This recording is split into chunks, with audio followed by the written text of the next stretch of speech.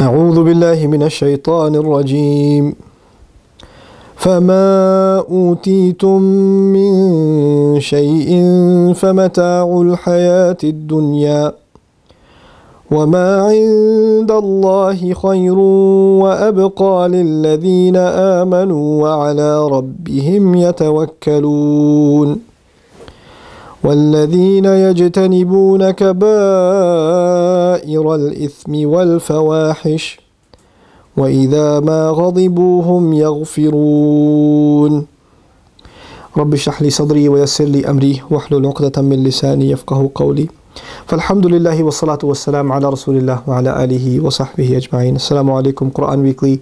This is now the 25th juz. Alhamdulillah, we are in Surah Ash-Shura, Surah number 42.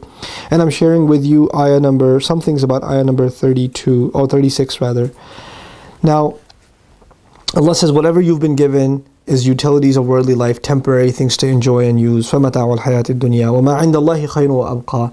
And whatever Allah has is better and last longer. وَعَلَى رَبِّهِمْ يَتَوَكَّلُونَ. And these are the people that put their trust in Allah. They constantly trust what Allah has is better and lasts longer. You have a ride, Allah has a better ride and it'll last longer. You have a house, Allah has a better house and it'll last longer. You have a spouse, Allah has a better spouse and that relationship will last longer. You have children, Allah will give you better children. In other words, they will come back to you in Jannah. They'll be better and they'll last longer. They're not going to lose. Like, I feel that. That's one of my favorite parts of this ayah. Because I want my children back. Because I tell my oldest daughter, I miss you. She's like, why do you miss me? Abba, I'm here. I miss you when you were 1. I miss that age. You had these little goopy doopy cheeks. Where'd they go? You got skinny and tall. And now you talk back too. You know? I see the pictures of my children from the earlier years and I'm like, wow. They were mine? They're so cute. They're so adorable. Because what Allah will give you in Jannah will be there forever. You'll get to enjoy it forever. It won't change. Change is painful. You know, we look back. I mean, I look back and like, you know, where did the last 10 years go? I don't even know. SubhanAllah. So quickly life passes us by. Whatever Allah will give us, it'll be better. It's going to last longer. وَعَلَى رَبِّهِمْ يَتَوَكَّلُونَ. And they completely trust that Allah, what Allah will give them in the akhirah is better. Even if you have a good life here. Even if you have a good life. Not just if you have a bad life.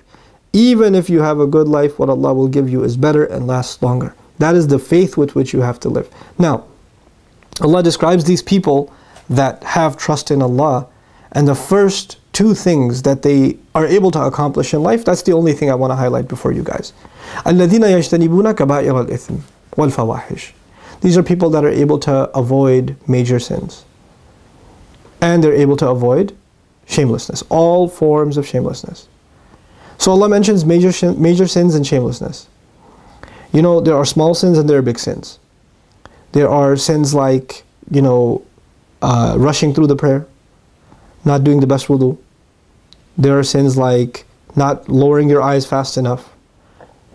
There are sins like maybe making fun of someone, not realizing you crossed the line. That's a sin. It's not good. You know, there are sins like reciting the Quran but not reciting it properly. Small things. There are sins that you can not even realize you're doing. But then there are major sins. The consumption of haram, like you're drinking a beer. You know, the zina of the eyes. It's pretty major. Actual zina. Killing somebody. Consuming riba. Earning riba. You know, endorsing it. Saying something that Allah has made haram, that it's no big deal, it's okay, it's halal, Allah will understand. Things like that. These are major sins. Allah says, you want to be people of the afterlife? Number 1 thing you give me is don't do major sins. Kaba'ir al-ithm. Stay away from the big stuff. You can refine yourself and work on the smaller things over time and become better and better and better as a Muslim. But the first order of priority is the major sins. If you're dating a girl, you're in major sin. If you're dating a guy, you're in major sin. You need to stop before you worry about anything else in Islam. If you're addicted to pornography, you're in it deep. This is a deep problem. It's a deep spiritual problem. You need to get away from it because the zina of the eyes will lead to other kinds of zina. You need to stop. That is the first thing you have to address. If you're addicted to alcohol, if you're taking drugs, if you're smoking weed, if you're doing pot, or worse, You know, if you're doing this stuff, you need to stop. If you're stealing money, if you're stealing money from your parents, if you're stealing money from your job, you need to stop. If you're investing in what you know are haram industries, and you're making money in a way that you know is not, permissible by our deen, you know. And if you're even if you're like, oh, I'm in an innocent business, I'm in real estate. Okay, that's innocent enough, but I rent out my warehouse to a club. Okay, you're not clubbing, you're just renting it out to them. You are perpetuating evil. You may not be the fasid, you may not be the corrupt one, but you are the cause of corruption. Without you renting it out, it wouldn't exist. So you're complicit. You're complicit in that. Stop doing the major stuff first. And then the second line of defense, personally, wal fawahish, all forms of shamelessness, you need to stop.